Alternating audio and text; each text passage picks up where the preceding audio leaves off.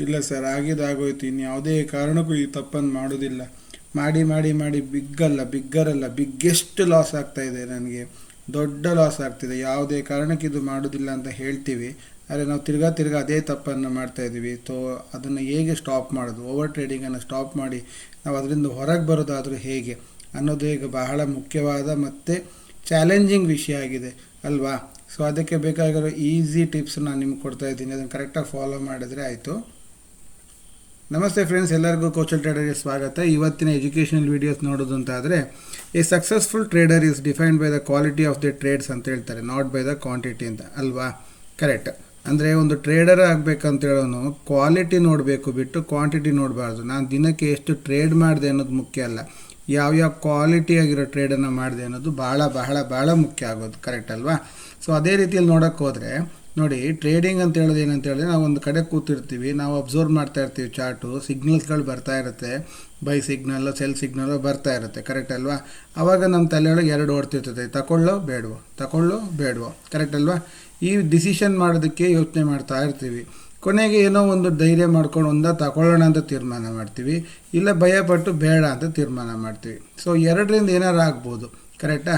ಈ ಬೇಡ ಅಂತ ಹೇಳಿದ್ರೆ ಏನೂ ಆಗೋದಿಲ್ಲ, ನಮ್ಮ ಕ್ಯಾಪಿಟಲ್ ನಮ್ಮ ಹತ್ರನೇ ಉಳಿಯುತ್ತೆ, ಏನೂ ಆಗೋದಿಲ್ಲ. ಒಂದು ವೇಳೆ ನಾವು ತಗೊಂಡ್ವಿ ಅಂತಾದರೆ ತಿರ್ಗಿ ಅದರಲ್ಲಿ ಎರಡು ರೂಪ ತೊಗೊಬೋದು. ಒಂದು ಪ್ರಾಫಿಟ್ ಆಗ್ಬೋದು, ಇಲ್ಲ ಲಾಸ್ ಆಗ್ಬೋದು. ಕರೆಕ್ಟಾ?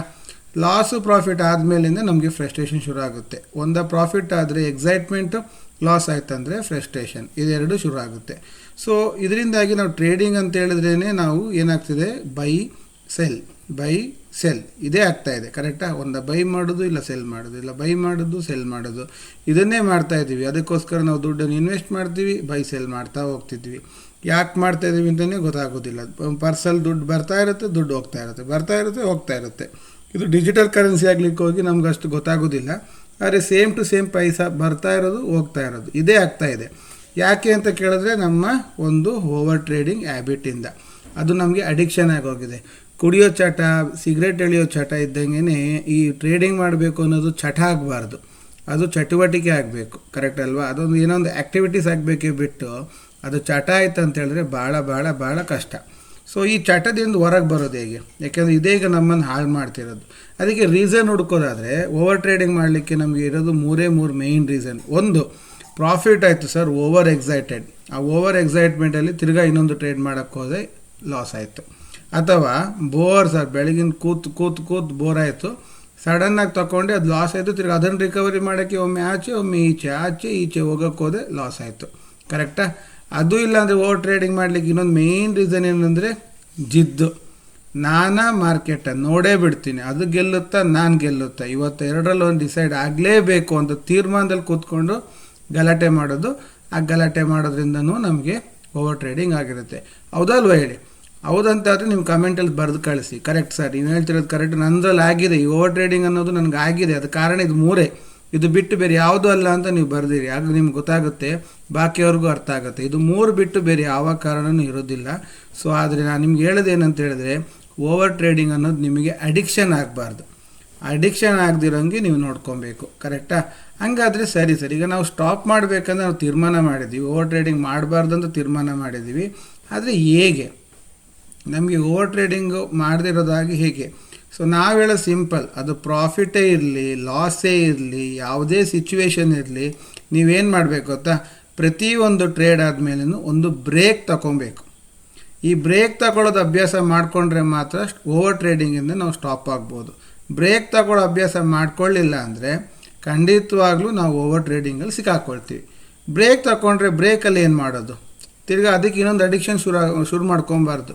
ಅಂದರೆ ಬ್ರೇಕ್ ಸಿಕ್ಕಿದೆ, ಅದರೊಳಗೆ ಹೋಗಿ ಈ ಕೆಲಸ ಮಾಡಿ ಬರ್ತೇನೆ, ಸ್ಮೋಕಿಂಗ್ ಮಾಡಿ ಬರ್ತೇನೆ, it is injurious to health. Correct ಅಲ್ವಾ? ಅದೆಲ್ಲ ಮಾಡಬಾರ್ದು. ಅದ್ರ ಬದಲು ನಮ್ಮ ಆರೋಗ್ಯಕ್ಕೂ ಒಳ್ಳೆಕರವಾದಂತಹ ಒಂದು ಬ್ರೇಕ್ ತಗೊಬೇಕು. ಅದೇನು?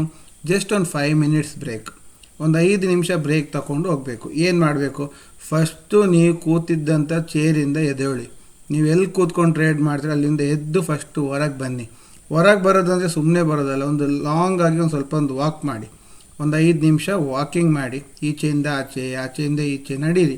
ಕೂತಿದ್ದ ಜಾಗದಲ್ಲಿ ಕೂತ್ಕೊಂಡ್ಬಿಡಿ, ಸಿಸ್ಟಮನ್ನು ನೋಡಬೇಡಿ.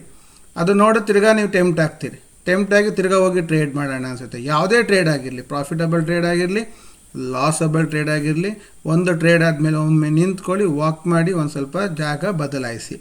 ಇದಾಯಿತಾ? ಅದರೊಟ್ಟಿಗೆ ಒಂದು ಪ್ಲೆಸೆಂಟ್ ಆದ ಒಂದು ಮ್ಯೂಸಿಕ್ ಕೇಳಿ. ಯಾವುದೇ ಆಡಿಯೋ ಆಗಿರ್ಬೋದು, ಹಳೆ ಮೆಲೋಡಿಯಸ್ ಸಾಂಗ್ಸ್ ಆಗಿರ್ಬೋದು, ಅಥವಾ ಯಾವ್ದಾರ ಒಂದು ಪ್ಲೆಸೆಂಟ್ ಮ್ಯೂಸಿಕ್ ಆಗಿರ್ಬೋದು, ಸೈಲೆಂಟ್ ಮ್ಯೂಸಿಕ್ ಆಗಿರ್ಬೋದು, ಯಾವುದಾದ್ರೂ ಆಗಿರ್ಬೋದು. ಒಂದು 5 ನಿಮಿಷ ಕೇಳಿ ನೋಡಿ.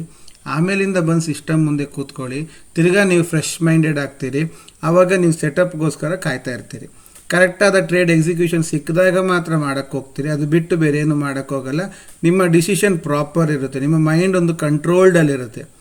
ಇಲ್ಲ ಅಂತ ಆದರೆ ಎಗೇನ್ ನೀವು ಅದರಲ್ಲಿ ಟ್ರ್ಯಾಪ್ ಆಗ್ತಾ ಓವರ್ ಟ್ರೇಡಿಂಗ್ ಮಾಡ್ತಾನೇ ಹೋಗ್ತೀರಿ. ಓವರ್ ಟ್ರೇಡಿಂಗ್ ಮಾಡ್ತಾ ಲಾಸ್ ಮಾಡ್ಕೊಳ್ತೀರಿ. ಲಾಸಲ್ಲಿ ತಿರ್ಗಾ ನೀವು ಅದೇ ದುಃಖ, ಬಿಗ್ಗೆಸ್ಟ್ ಲಾಸ್ ಮಾಡ್ಕೊಳ್ತೀರಿ. ಆ ಬಿಗ್ಗೆಸ್ಟ್ ಲಾಸ್ ಆಗಿ ಕೊನೆಗೆ ನಿಮ್ಮ ಎಲ್ಲ ಕ್ಯಾಪಿಟಲು ಝೀರೋ ಆಗುವಂಥ ಚಾನ್ಸಸ್ ಇದೆ. ಸೊ ದಯವಿಟ್ಟು ಖಂಡಿತ ಈ ರೀತಿ ಓವರ್ ಟ್ರೇಡಿಂಗ್ ಮಾಡಬೇಡಿ. Take a break, have a walk and have a music.